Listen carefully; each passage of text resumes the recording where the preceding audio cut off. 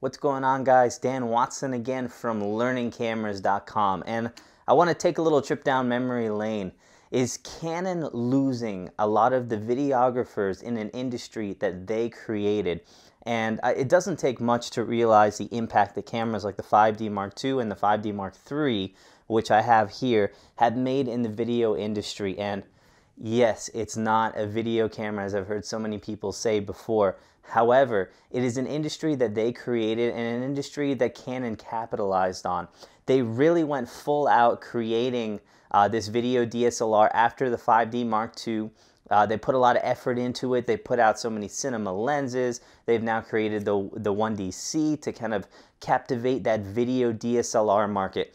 And I want to reminisce a little bit back to when Canon first created a new industry in cameras. And I was one of the originals. I had the Canon XL1 and the Canon GL1 here, and way back when. And this is a camera, I still have this one today. I use it mostly just for DV playback if I ever need to. And you know, it's a camera that first gripped the industry because it offered something new. It offered some pro features, pro qualities in a more budget level line where you were looking around that $2,000 to $3,000, $3,500 range. And that's when Canon began gripping, you know, wedding videographers and things like that into its cameras that had previously not offered and not held the industry like that. And it began taking a lot of market share away from manufacturers like Panasonic and Sony when these Canon GH4 and XL1s came out. And then when cameras like these 5Ds came out, and the DSL market was producing that film look with great quality, it really looked like Canon was owning this industry. And I want to say this because I have two cameras coming in very shortly, so we're going to have some reviews on those. And one is the Panasonic GH4, and the other is a Sony A7s. These are all cameras that are now currently available to people. These aren't like future cameras that might be out. These are cameras you can buy today. And actually, if you head to learningcameras.com, we have links for these cameras too, and we'll also be posting all the information on the reviews and things like that, so subscribe and stay tuned for that.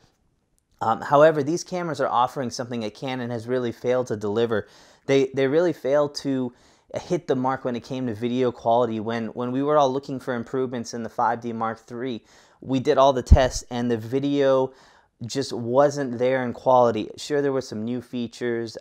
We've also seen some new improvements in AF with the 70D that I'm using to film this with.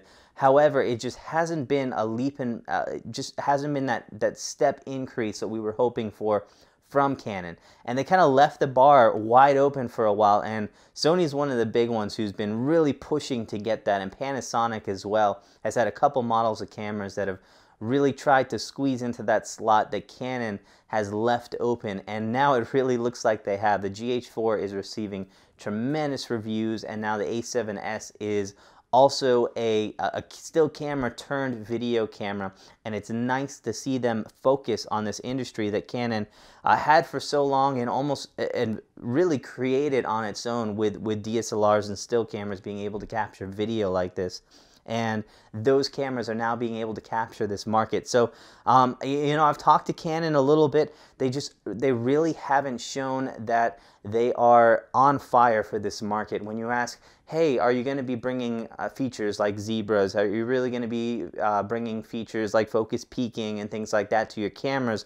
There isn't a whole lot being said on those. They keep directing you to their C100s or C300s, more of those pro line cameras, the 1DC.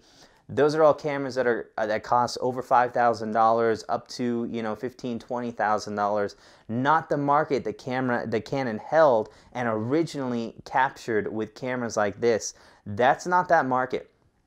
This is this market, and it's in that $1,000 to $3,000 range, and it's those low-budget independent filmmakers to people just having fun, to videographers and event videographers and things like that that are in that market. And I only bring that up not to say that Canon isn't leading the videographer and doesn't have some awesome cameras. I shoot Canon right now, but it's to say that that market they had so well with this and so well with this camera, they're now beginning to lose to manufacturers like Panasonic and Sony. So I'm looking really forward to getting those cameras in.